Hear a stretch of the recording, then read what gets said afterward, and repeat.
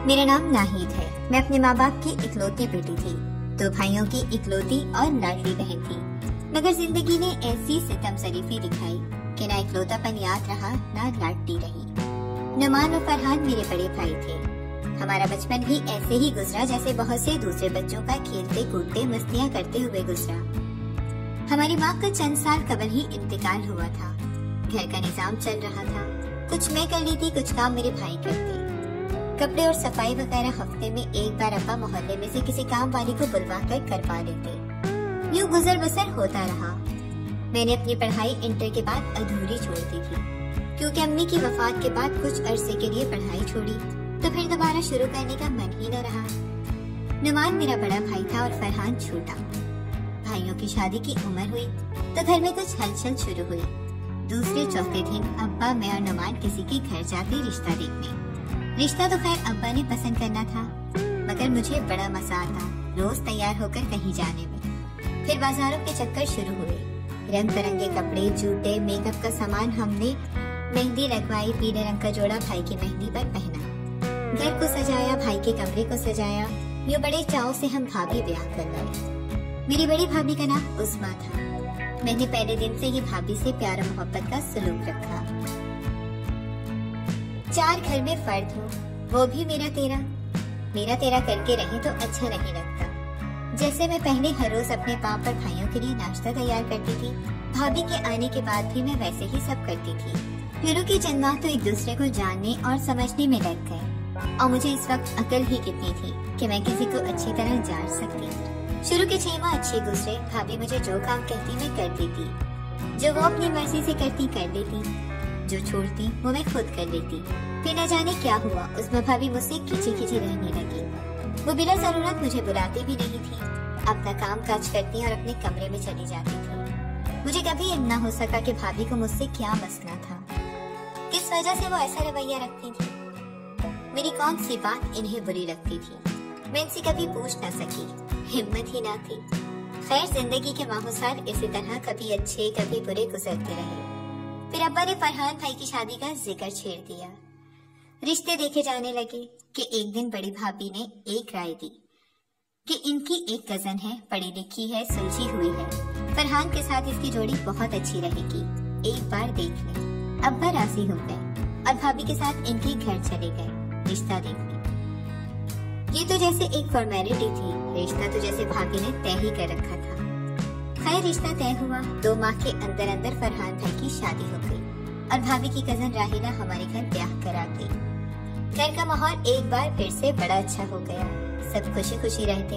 अब की बार भी ऐसा ही हुआ। शुरू के चंद माह बहुत अच्छे गुजरे। फिर दूसरी भाभी का रवैया भी अजीब सा हो गया। वो भी मुझसे दूर दूर रहने लगी। मुझे इनके रवैयों से बड़ी तकलीफ होती, मगर मैं किसी से कहती न थी। किस तरह घर का माहौल खराब होगा। मेरे अपने ही घर में मेरे खिलाफ महास खुल गया था। मुझे अपना ही घर बेगाना लगने लगता। इस दौरान अम्मी की बड़ी याद आती। काश वो होती तो मैं इनसे सब बांट लेती दिल का हाल, मगर शायद अम्मी होती तो कुछ ऐसा होता ही ना। मैं अक्सर रात को अब रोकर सोती। इस दौरान बड़ी भाभी एक बेटे की माँ बन चुकी थी और छोटी भाभी भी उम्मीद से थी, तो ज्यादातर घर के कामकाज मैं ही करती थी। इस तरह जिंदगी के शब रोज गुजर रहे थे कि एक दिन छोटी भाभी अपने मैके चंद दिन रहने के लिए गई। वापस आई तो एक दिन दोपहर को अपने कमरे से एक तेल की शीशी ले आई। दोनों आपस में बात कर रही थी कि ये तेल बहुत अच्छा है, इससे बाल लंबे होते हैं, घने होते हैं। मैं बर्तन धोकर किचन से निकली तो छोटी भाभी राहिला ने मुझे आवाज दी और कहा, इधर आओ नाहिद, तुम्हारे सर में तेल लगा दो। मुझे कुछ हैरत तो हुई, मगर दिल में खुशी हुई। मैंने तेल लगवा लिया। फिर इस तरह कभी बड़ी भाभी लगा देती वो तेल, तो कभी छोटी भाभी, कभी मैं खुद भी लगा लेती। इस दौरान एक तब्दीली आई जिसने मुझे अंदर से तोड़ दिया। मेरे भाइयों का रवैया भी खिंचा सा रहने लगा था।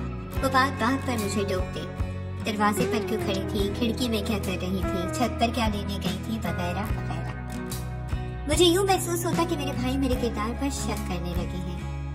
पहले तो ऐसा कुछ न था, फिर अब न जाने क्यों और किस वजह से इस शक इनके दिल में पैदा हो गया। इस शक की वजह से मैं घबराहट का शिकार रहने लगी।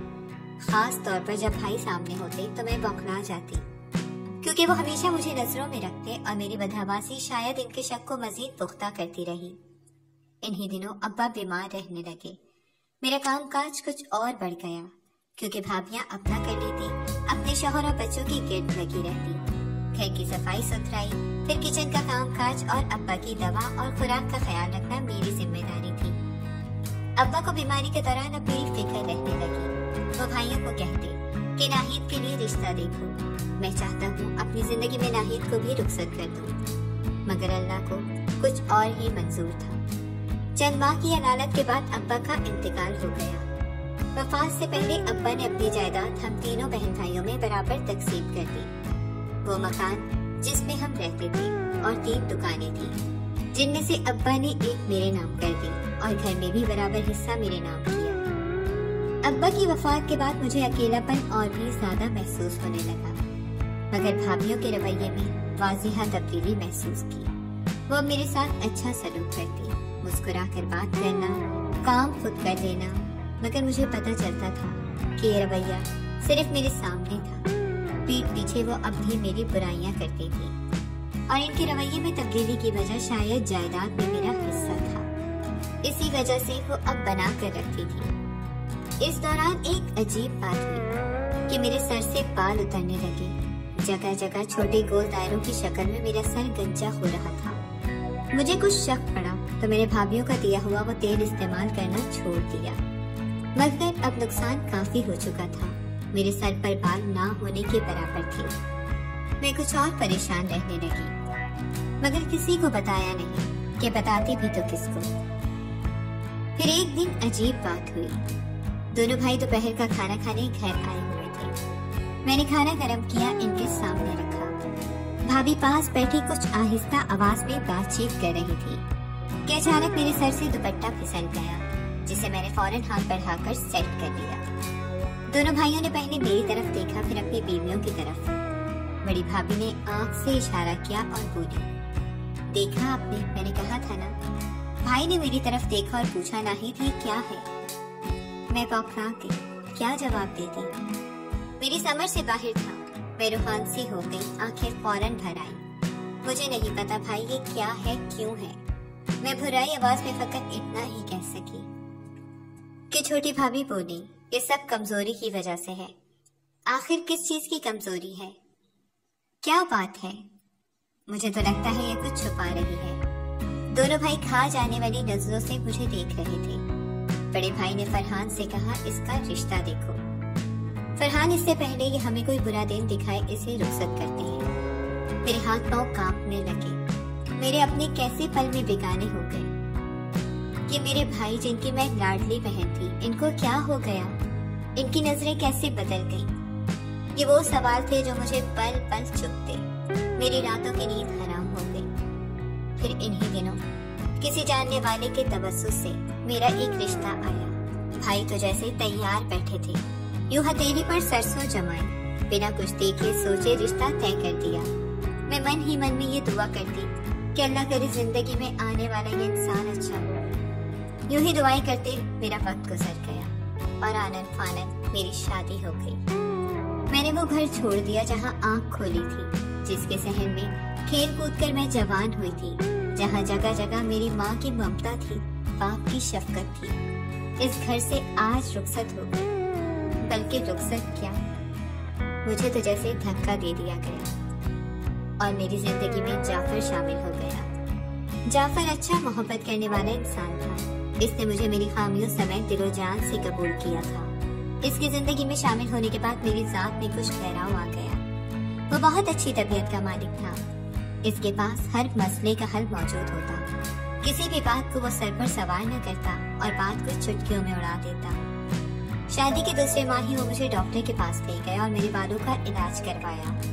अब मेरी सेहत भी दिन ब दिन अच्छी हो रही थी, रंगत भी निखर गई थी, बाल भी बेहतर हो रहे थे। मैं पल पल खुदा का शुक्र अदा करती, जो जिंदगी में गुजार चुकी थी, इसे एक बुरा ख्वाब समझकर भूल जाना चाहती थी। फिर इन्हीं दिनों मैं उम्मीद से हो गई। मैं और जाफर बहुत खुश थे। अल्लाह ताला ने हमें इस दर्जे की काबिल समझा और औलाद जैसी नेमत से नवाजने जा रहा था। जाफर अब मेरा पहले से ज्यादा ख्याल रखता था। हम दोनों थोड़ी थोड़ी शॉपिंग भी करते रहते थे नन्हे मेहमान के लिए। दिन गुजरते रहे और हम गिनते रहे, अब इतने दिन बाकी हैं, अब इतने। मगर मेरी खुशियों को जैसे किसी की नजर लग गई। मेरी जिंदगी की सुबह अभी मैंने मुकम्मल देखी न थी कि रात आ गई। अभी तो मैंने जीना शुरू किया था। अभी तो हमने मिलकर अपने बच्चे की खुशी मनानी थी। फिर ये क्यों हो गया, कैसे हो गया? इस दिन जाफर ने जरूरी काम से दूसरे शहर जाना था। इसने मुझे कहा, नाहिद तुम तैयार रहना, दोपहर को मैं जाने से पहले तुम्हें भाई की तरफ छोड़ दूंगा। मुझे 2-4 दिन लग जाएंगे वापसी में, तुम तब तक इधर रह लेना। मैंने भी कहा चलिए ठीक है। काम निपटा कर मैं तैयार हो गई।